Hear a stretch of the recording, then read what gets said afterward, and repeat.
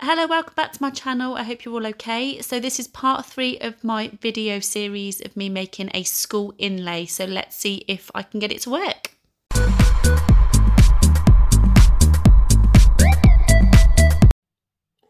Hello everybody, welcome back to my channel. I hope you're all doing okay. So thank you for being with me during this little journey of making my own moulds and making my own silicone inlays. Now this was the big reason for trying the initial silicone in as silicone. So the ones I did, so making these into this initially, so the first video of this series, this is the reason why.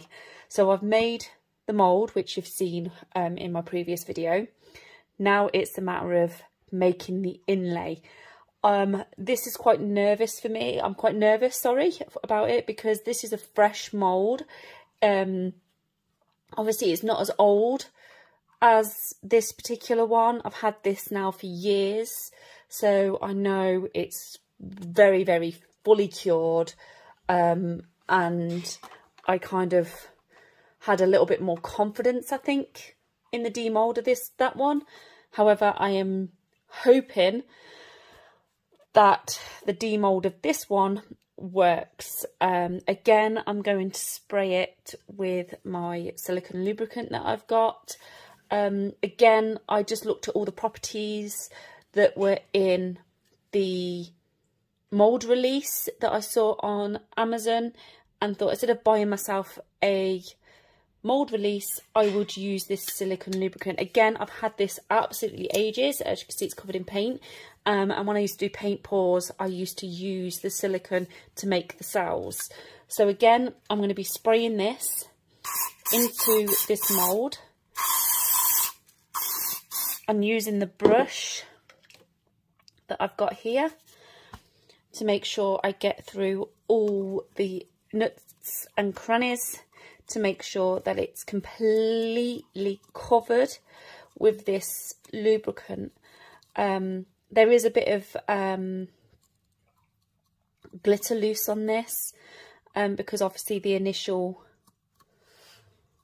making of the mould, there was okay, oh, go away fly. I don't fancy flies, and I'm really hoping again this does demould. So I'll get my silicone rubber mould making kit, which is from LetsResin. I'll get that mixed up as a 1-to-1 ratio. It does say by weight on the instructions, but I have done it by measurement as well, 1-on-1, and it's worked perfectly.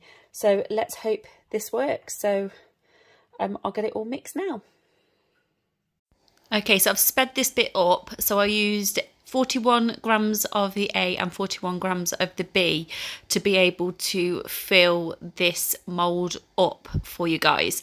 I did add a little bit of mica powder. I should have gone with a darker colour, but I wanted to just have a slight difference in the colours from the original mould and the mould inlay. So that's why I did the mica powder. I have seen that it's worked on other people's moulds. And this I can't squeeze. There was a little gap in this, as you can see from the test run that I did. But I am fingers crossed, hoping that this would work at this stage. And just so hoping that I'll be able to demould and have a nice, perfect school inlay. So yeah, wait 24 hours and the silicone lubricant has been used, so just like previous, I'm hoping it will come out perfectly. So now I had to wait 24 hours and here is the result. I'm absolutely gutted, to be fair.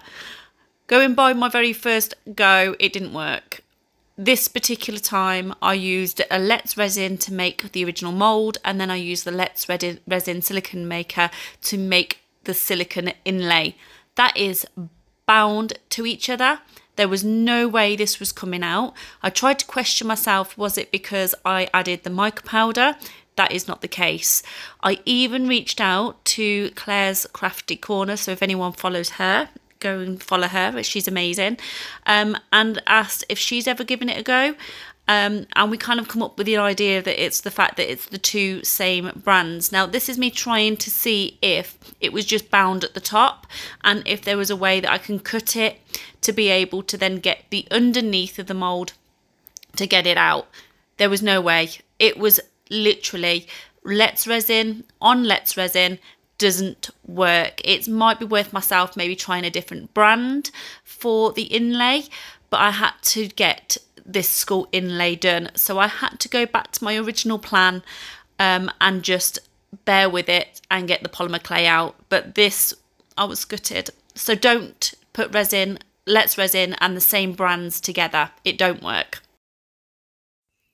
So I had to cut up the original mould into chunks. There was no way it was coming out. And then I had to redo it again.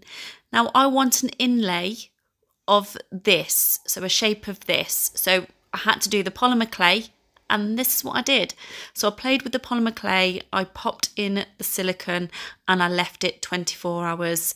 Again, I'm gutted I've had to remake it, but I literally pushed this into the clay and this is the end result. It's not 100%, it's not what I wanted. I am absolutely gutted that I'm not able to do the mould. I will though try a different brand of silicone and hopefully be able to get it. But silicone is expensive to keep experimenting like this. So if anyone has ever done this, let me know. I would love to know what brand you've used. So thank you for being here. This is the final result. Please remember to like and subscribe, as this is just a small part of the final product that I'm working to. So watch out for my next video when you'll see why I did this. But thank you. Bye bye.